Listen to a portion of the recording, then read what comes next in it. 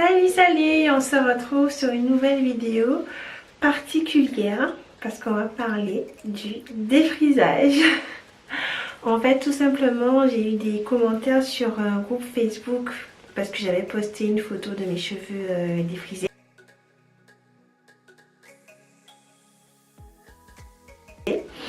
Et j'ai eu beaucoup de commentaires, surtout des messages en privé pour me demander comment j'avais pu avoir de si beaux cheveux défrisés.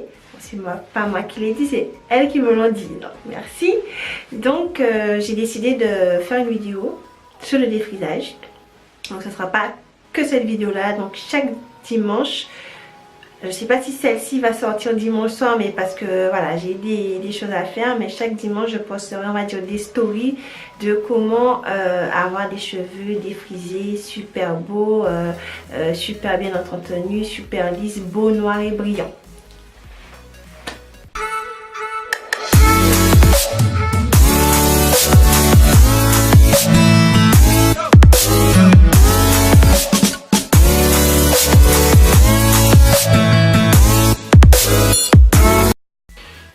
Alors, il faut savoir que ma décision n'a pas changé. Hein. Je ne vais pas revenir vers le défrisage, mais c'est vraiment quelque chose qui m'ont... Ce sont des questions qu'elles m'ont posées. Donc, c'est très long, donc je ne pourrais pas faire en une seule vidéo. Je préfère faire en plusieurs étapes. On va arrêter le blabla, on va rentrer. Je ne suis pas toute nue. Hein. Voilà, vous voyez, je ne suis pas toute nue. Donc on va rentrer dans le vif du sujet. Comment avoir de beaux cheveux défrisés. Donc pour commencer, on va parler du défrisage en lui-même. Le cheveu, il est composé de kératine, comme tout le monde le sait je pense. Et la kératine, c'est en grande partie des protéines. Même à 90% c'est des protéines. Et en fait, pour visualiser les choses, imaginons que vous avez une échelle. Voilà, une échelle.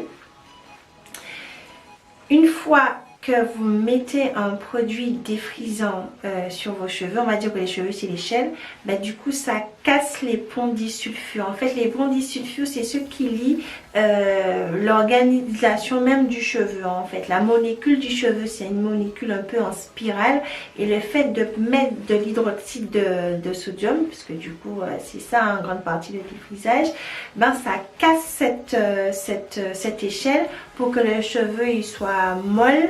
Donc ça, il faut le savoir. Et ça, c'est l'agent alcalin qui fait ça.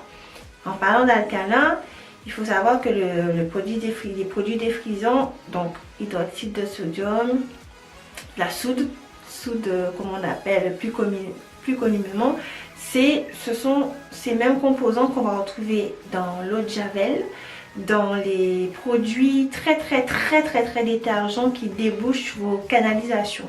Donc c'est là que vous allez trouver le plus de ce composant alcalin. Donc imaginez sur votre tête. Bon, donc des choses comme ça.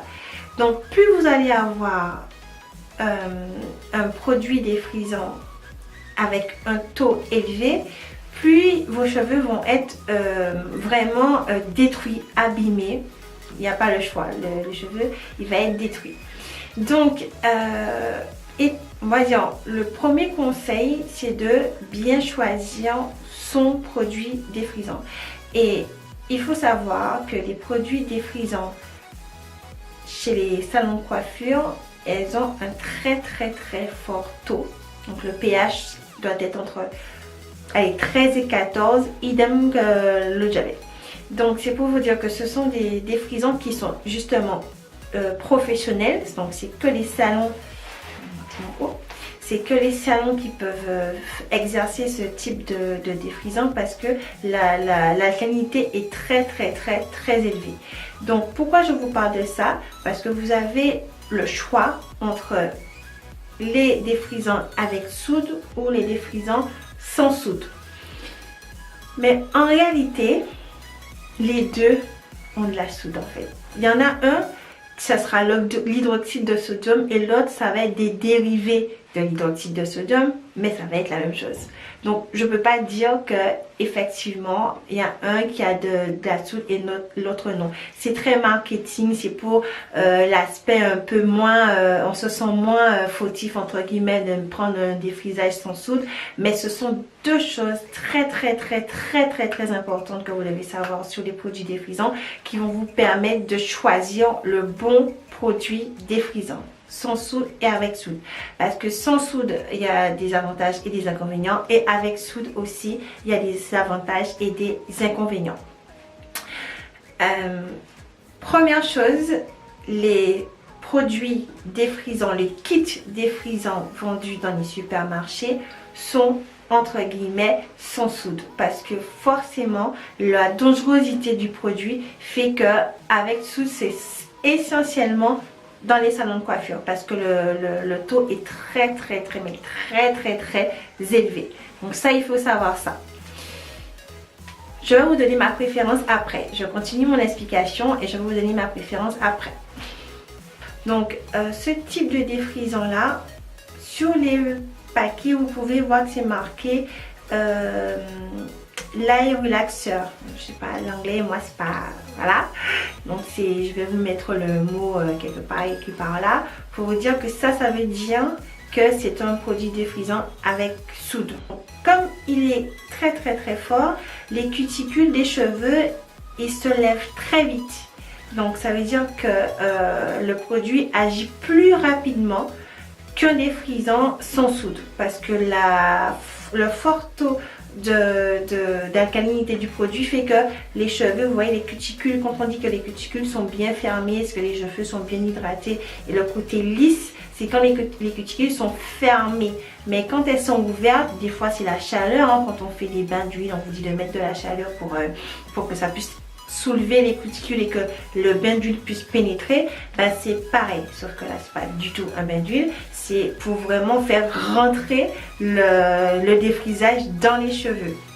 Et c'est pour ça que derrière, vous êtes obligé de passer par un shampoing neutralisant, donc très oxydant, pour neutraliser cet effet de cassure de pont disulfure, pour éviter que tous vos cheveux tombent en fait, parce que si vous faites pas ça, si vous ne mettez pas le shampoing derrière, forcément à un moment donné la cassure va faire que tous les cheveux vont tomber. Donc ça, on n'arrête pas de tomber. Donc ça c'est le produit avec soude, où là effectivement le temps de pose va être beaucoup plus court. C'est normal parce que encore une fois le taux fait que les cuticules se soulèvent plus vite. Donc le produit on va dire pénètre très rapidement. Donc maintenant je vais passer aux avantages et inconvénients du produit défrisant avec soude.